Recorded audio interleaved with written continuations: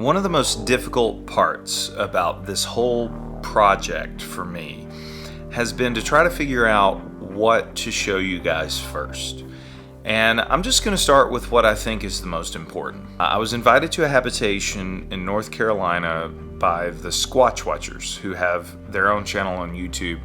And what I found there, I think, could not only change the conversation about Bigfoot, but perhaps change our conversation about American and world history. Now, that is an incredibly bold statement, but hang with me and I think you'll see what I mean.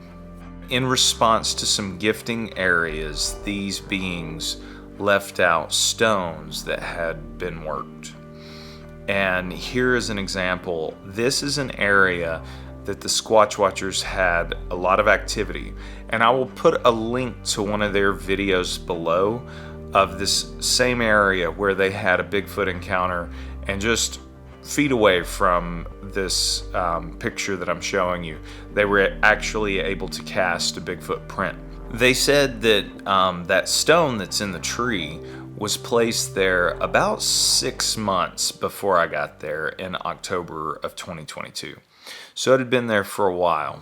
During the course of that first round of investigations in the month of October, I got to experience all your classic Bigfoot symptoms: rocks being thrown, horrible smells hitting you like a ton of bricks.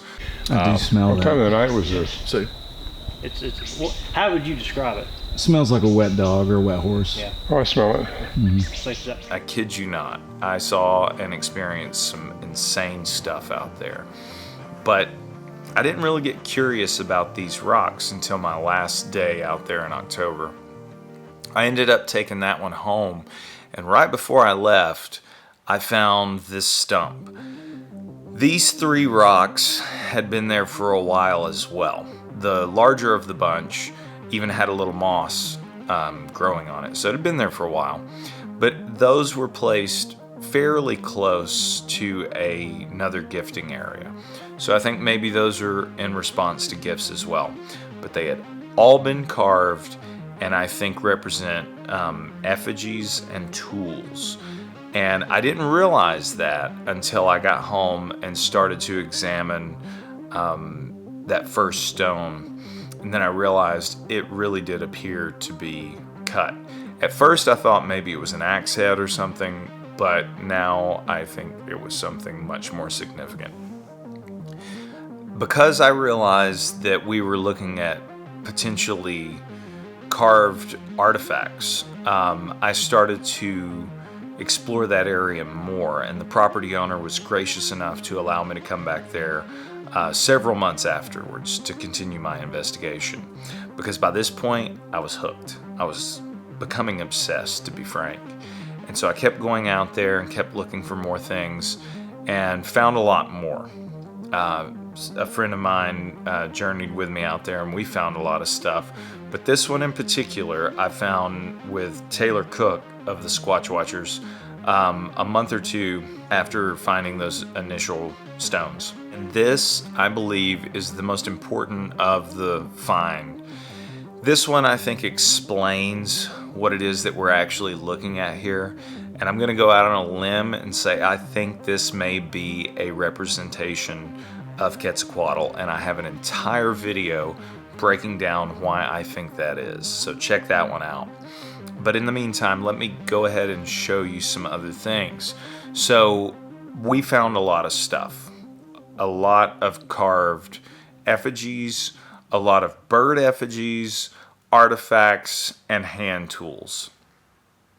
But where this story takes an even crazier turn is, in addition to that property I was investigating in North Carolina, I also got wind of some activity in North Georgia, where I'm from, and I started to investigate in that area as well. And lo and behold, I found artifacts that seem to match up with the artifacts that I found in North Carolina.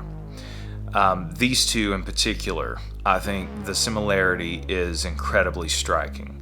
Look at the shape of them, look at the depressions on each of these stones. I found that large piece of quartz just a few feet away from another stone stuffed in a stump. Now this, I didn't see this stump right away.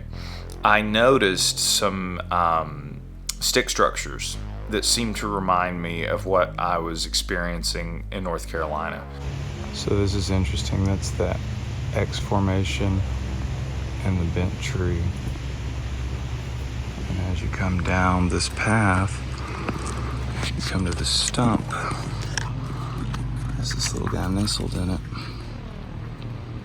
Obviously, put you in mind of our other friends, so let's see what we got. In the same area where I found those two pieces, I found all of this. Hand tools, points, effigies, and not far away from there, I found another bird effigy. I believe that I have stumbled upon remnants of an ancient civilization, probably linked to what we would call the Mississippian mound building cultures. I think that this circumstantial evidence lends strong credibility to the idea that people like Scott Carpenter, the late wonderful researcher Scott Carpenter, has laid out in his Nephilim theories about these entities. Both of these sites, the site in North Carolina and the site in North Georgia, are sites of gold rushes. Both of these sites are in fairly close proximity to Native American mounds. And both of these sites are incredibly mineral rich and full of a rich history of strange and unusual phenomena. There are numerous accounts of Bigfoot appearing to be a supernatural entity. The work of Stan Gordon, even some of the work of Ron Moorhead and his quantum Bigfoot theory seem to really lend itself to this vernacular. And I can tell you, honestly, what I experienced in these locations is a lot more in line with that than it is the relic hominid theory. So stay tuned to this channel for everything Bigfoot and everything related to these investigations. I think we're really on to something here, guys, and bear with me because it just keeps getting weirder and weirder.